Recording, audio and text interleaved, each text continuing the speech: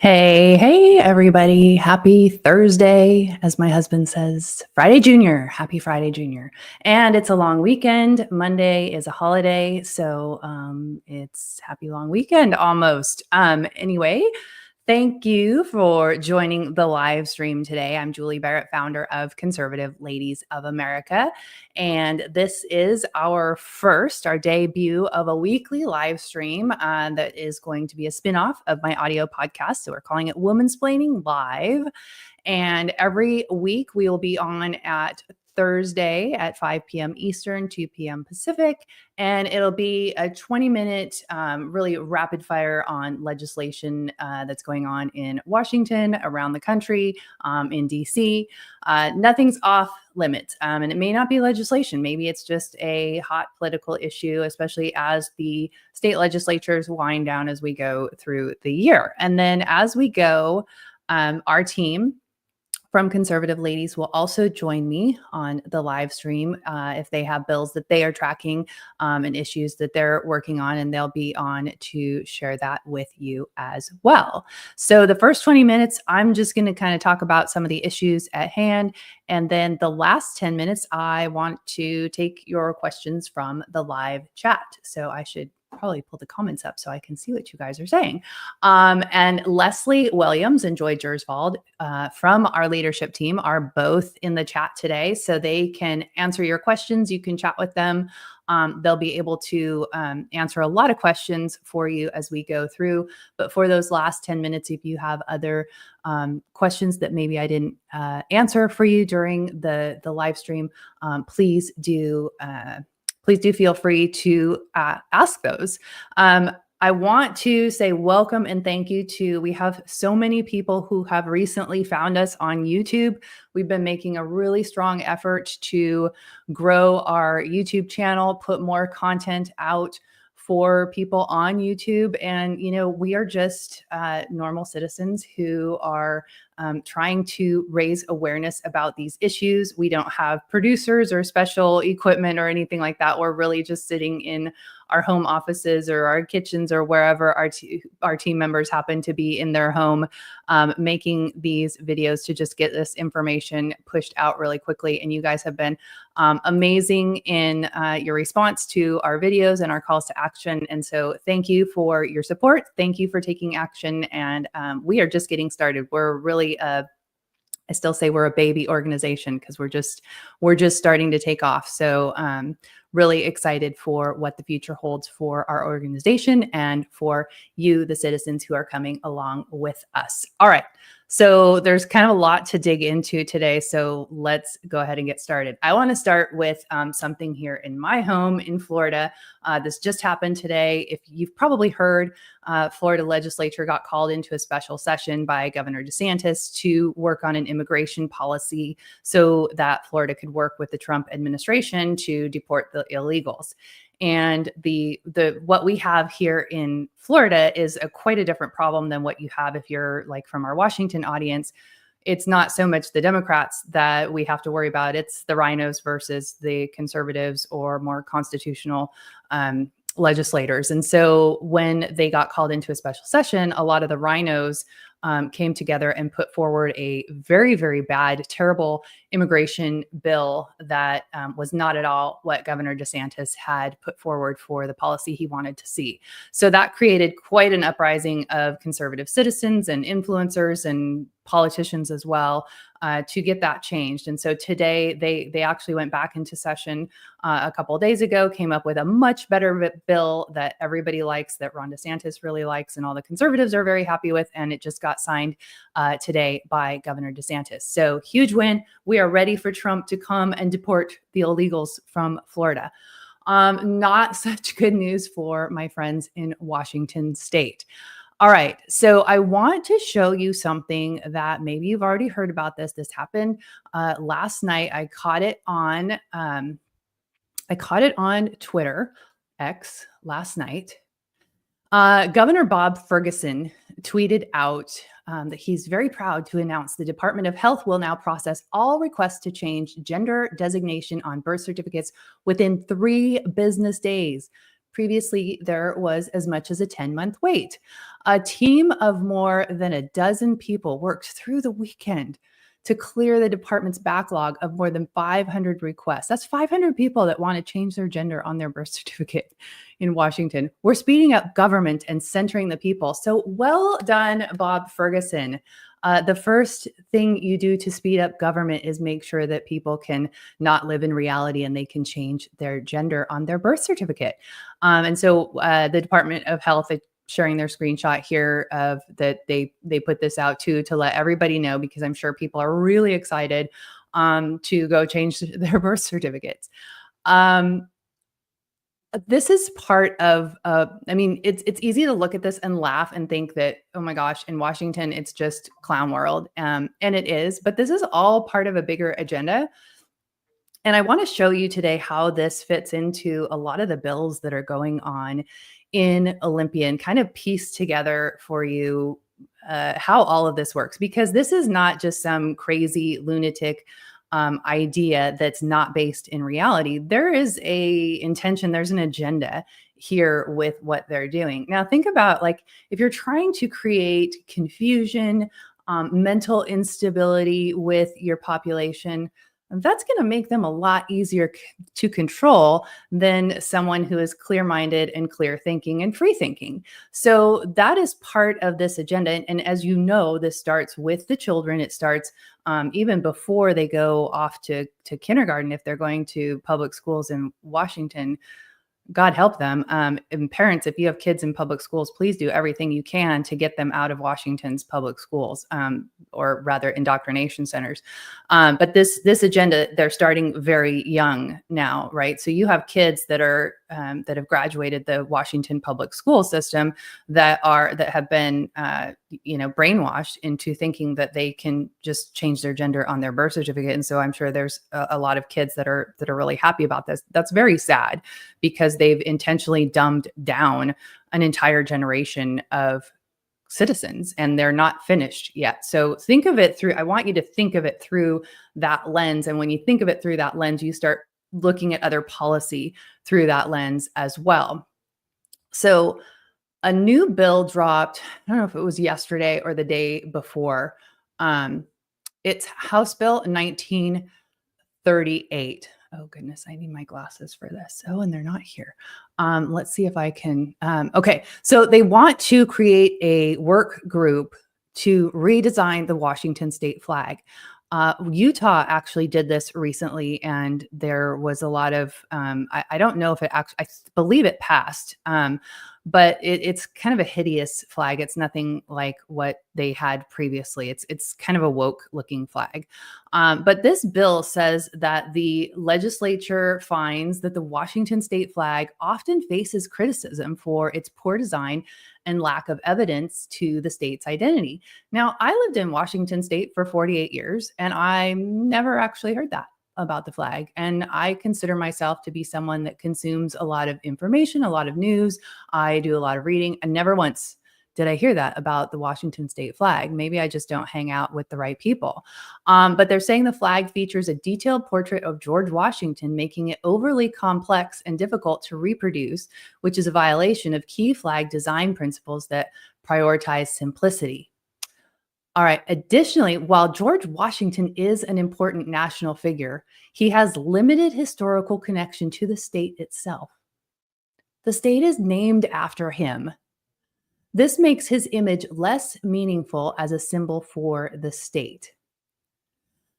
So what they're going to do, they're going to create this committee, this intersectionally diverse committee to redesign Washington state flag. And it's probably going to look something like the intersectionality flag, the one that has, maybe I'm using the wrong name, but the one that's got like the rainbow flag and the transgender flag and the weird little half triangle thing on it and the circle in it to, denote polyamory or whatever. It's going to be something crazy like that. That these people are going to come up with. I believe, though, once the committee comes up with a flag design and the legislature or whomever approves it, then it has to go to a vote of the people. So it would go on your ballot. And to be honest, I haven't read this. I haven't spent enough time with this bill to tell you when what the deadlines are for this committee. But all of this is to reshape the state. It's like if you redesign the American flag, you're creating a different version, a different vision for what America is and what it stands for. This is all part of that process.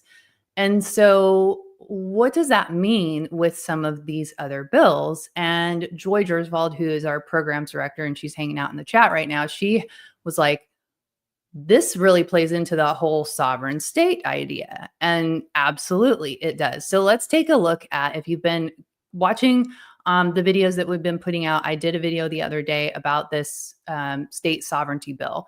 And I'm going to add, let's see, there we go. So I call these the blue state firewall bills.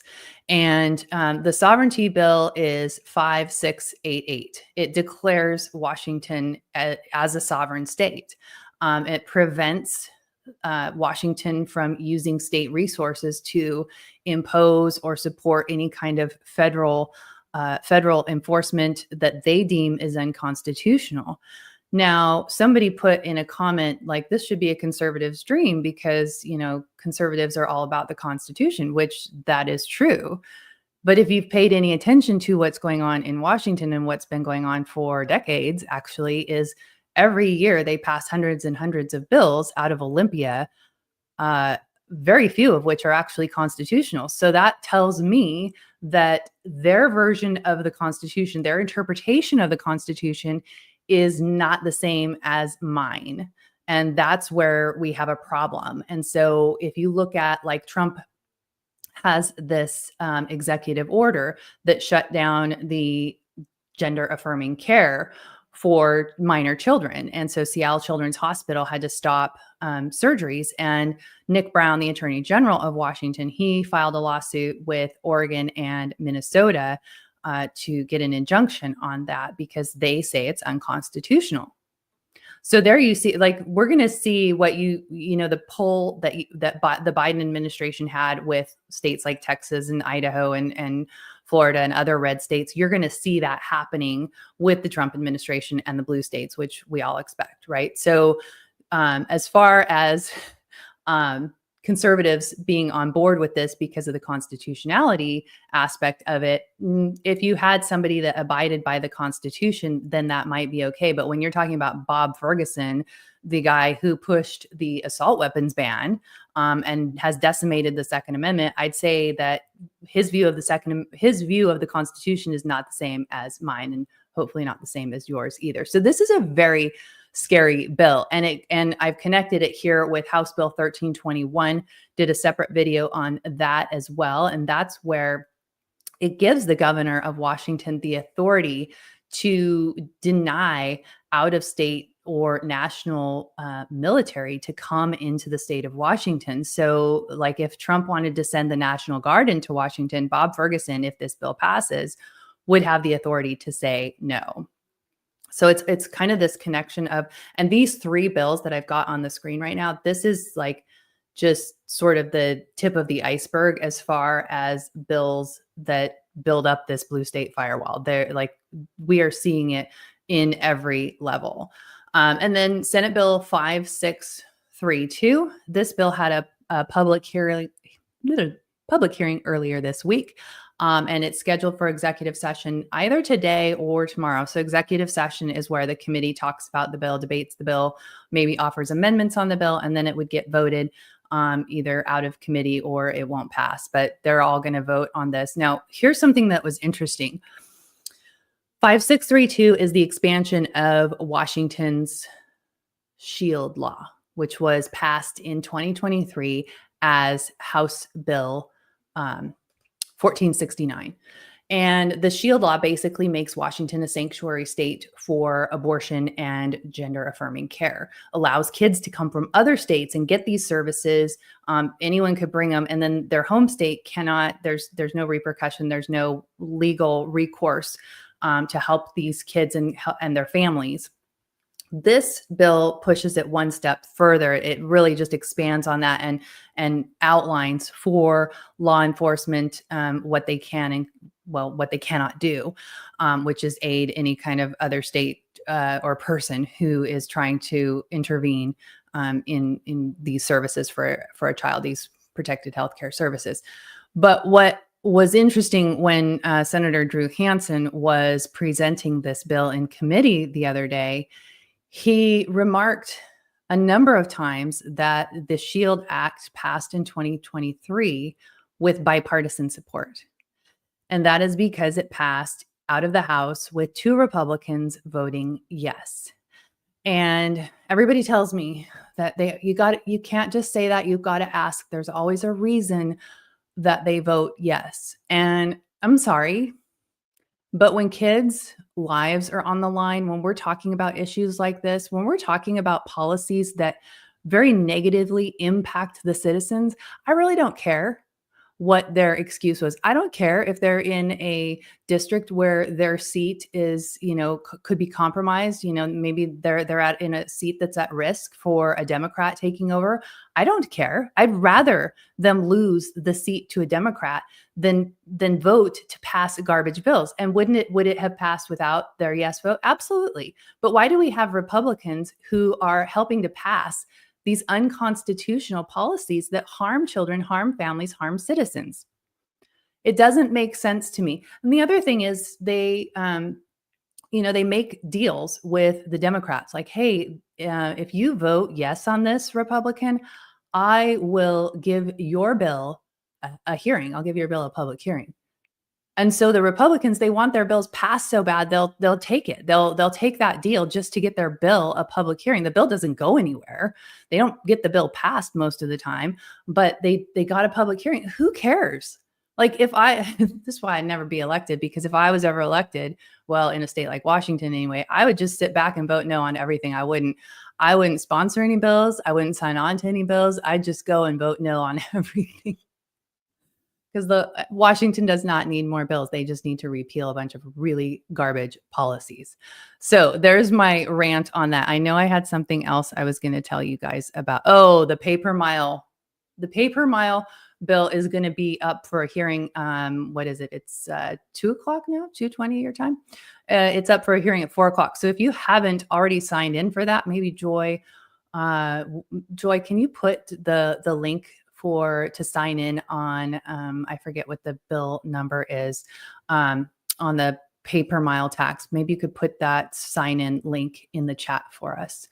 But if you haven't done that, you have like 42 minutes to sign in opposed to that bill. So they have tried running this bill several times. I think they've done it. I think they had one in the 2021-22 biennium. I know they had one last year.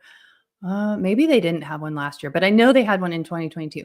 And so basically what this would be is it would be an addition to the gas tax. And there are so many issues with this as far as privacy is concerned.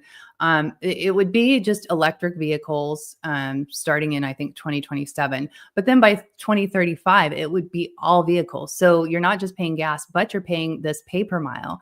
And you're paying your tolls. Like if you drive on 405, I know going from Snohomish County into like Bellevue on 405 on a Monday through Friday, the toll lane is always a top dollar. I know they raised it, but it used to be $15. I think they've raised it since then. But you would go in the toll lane and pay your $15 and you're going as slow as everybody else in the other lanes, when are these fees that everybody's paying, when are they going to go to actually fix the roads and make things better? And I would sit, sorry, I'm totally on a tangent here, but I would sit in that left lane, or I would sit on 405 and I'd look at people in that left lane and I just sort of like do the math in my head about all the money that Washington was making just on the 405 toll lanes. Anyway, so the paper mile is on top of all of that, not to mention the tracking. And they might say, I know the bill from 2022 said, well, it's an opt-in. Yeah, that's how they all start. You opt in and then it eventually becomes mandatory. So these are really bad bills. And we're coming up on session cutoff when things have to be voted out of their chamber of origin so that they can go cross chamber. So you're going to hear about all these bills that we've been talking about up till now. You're going to hear about them all once again, like they're brand new, because they're going to have to go through the process all over again. So if you hear us talk about it and you're like, oh yeah, I already did that. Nope, we got to do it all again. So make sure that you're paying attention to that. So, hey, Josh Burdick, thank you for that. Let's feed the algorithm so more people find this important info. Thank you from Spokane. Thank you, Josh, that was so nice. Okay, I'm looking through the comments here to see if you guys have any questions. So I'm just seeing a lot of Joy and Leslie. You guys are having a good old time in there.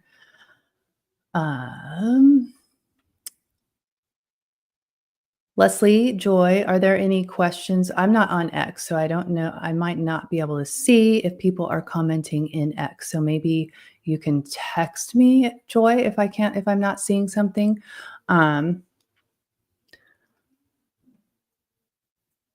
trying to think if there's anything else. There's always garbage bills, but I feel like Leslie says X is quiet. I feel like I have shared a lot of garbage with you and I feel bad. There is a really good bill in Idaho that I heard about on X yesterday. Because someone, and I'm sorry, I'm not going to be able to give her credit because it's not ringing a bell and it's not coming to mind right now, but Brandy something. There's a bill in Idaho that is sponsored by a Republican. I think it's Senator Nichols. I think her first name is Tammy. And it would teach kids starting in 5th grade, it would show them ultrasounds of fetal development, and which I think is amazing. And I think when I was in school, like ultrasound technology was probably very, very low, if at all. But this would show kids start, with human development and all that stuff. It would show them actual fetal development, which would be, I think that would be amazing. And think of the impact that would have on abortions, right? So of course, the Planned Parenthood representative comes and testifies against this bill, saying that it is extreme to show children 4D ultrasounds of fetal development and that it is misleading and it's misinformation.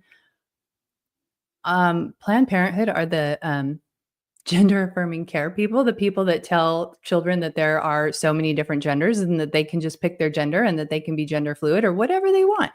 I just think it's so just so rich that these people can say things like that. And it's not a matter of them being crazy or them, not being dumb or whatever. They are not dumb. They are not crazy. They very much know what they're doing. And this is very evil. It's a very evil agenda. It's a very anti-life, pro-death agenda. If they can't kill them in the womb, they want to screw them up after they're out of the womb, the kids and all that. And then, with the assisted suicide stuff, excuse me. Stop aging us, Joy says. Well, I already aged myself with my 48 years in Washington. So I've been in Florida for 2 years. So you guys can hopefully do that math. Anyway, on the death agenda, there is actually another bill in Washington Friday, tomorrow. It is House Bill 1876. I want to say it has a hearing at 8 a.m. tomorrow in the House. This is a bipartisan bill to expand Washington's Death with Dignity or Assisted Suicide Act. And basically what it's they expanded it in 2023. It was a bipartisan bill in 2023. It was sponsored. The bill that passed was the Senate bill sponsored by Curtis King, a representative out of Yakima. This House bill is sponsored by Skylar Rude.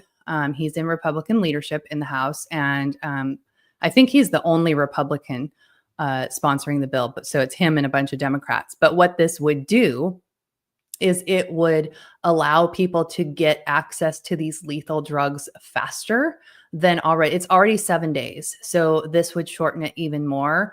In 2023, they shortened it down to 7 days. This would bring it even shorter. It also expands the type of providers that can prescribe this lethal medication to people. So it is a bad bill. It's sad. Um, House Bill 1876, Leslie, is the bill number for the expansion of death with dignity. It's really sad, and it's sad to me to see Republicans sponsoring these kind of anti-life bills. And at Conservative Ladies, we are very much in support of the right to life, and we don't think that people should be, taking their life. And really, when you shorten that window down from 7 days or whatever the number is, people in that space might not be making the best decisions. Their mental state might not be very good, because if they've been given a short window to live or whatever, they've probably just recently gotten some information that's very difficult to process. And I don't know if 3 days, 7 days, I don't know what the magic number is to process that. But I'm also a Christian. And so I don't believe that it is my right to take my life. I believe that God has a time, a day and a time, and when my life will end, and I fully trust that he will do that. So and hopefully it's not soon, because I would not like that. But anyway, all right. Is there anything else, you girls in the chat, that I should hit on? We're coming up on our half-hour mark. Thank you from Spokane and Pensacola. So Josh lives in Pensacola too. That's cool. The Pensacola is about 8 hours north of me. I'm down Southwest Florida on the Gulf Coast, which is now the Gulf of America coast, I suppose. And we're actually having quite a heat wave here. It's like 90 degrees today. Or it was. It's like 5:30 now, so it's probably cooling off a little bit. But I hope you guys got a lot of information out of this live stream. If you have any bills or issues, it doesn't just have to be legislation. It doesn't just have to be Washington related. If you see something crazy that's going on, or good that's going on that you want us to talk about, please send it our way. You can, the best way to get a hold of us is go to our website, conservativeladiesofamerica.com, and fill out the, I think there's a pop-up that comes up, and you can contact us, but there's also a contact form that you can go and fill out, and me or someone on our team will respond to you. And if you've got a topic that you would like us to talk about, we love hearing from people. So would encourage you to do that. And we'll be here every Thursday at 2 p.m. Pacific and 5 p.m. Eastern. We also have a Thursday lunch. We call it Lunchtime Legislation. It's a citizen Zoom meeting at noon Pacific, 3 p.m. Eastern. Leslie Williams, our Utah State Director, she runs that meeting, and she does a great job of kind of bringing legislation from all across the state and also Washington as well.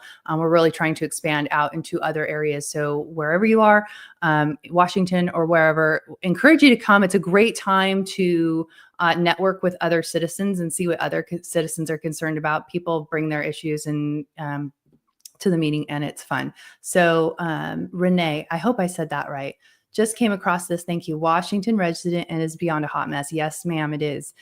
Feeling a bit discouraged, but appreciate your info. Well, thank you for being here. And we hope that you find the information helpful. We try to make it really easy for citizens to understand. And I know it's a hot mess, but sometimes it's just helpful to know that you're not alone, and that there are other people out there who feel the same way, have the same values, and are fighting the good fight. So thank you again for joining us. Make sure that you're subscribed to our YouTube channel. If you're watching on X, our YouTube channel is just at Conservative Ladies. We put out a lot of content, a lot of issues on a lot of bill of the day videos and other issues. So I look forward to seeing you all again next week. Please be sure to spread the word, and have a great weekend. Have a great holiday weekend, and I'll see you next Thursday.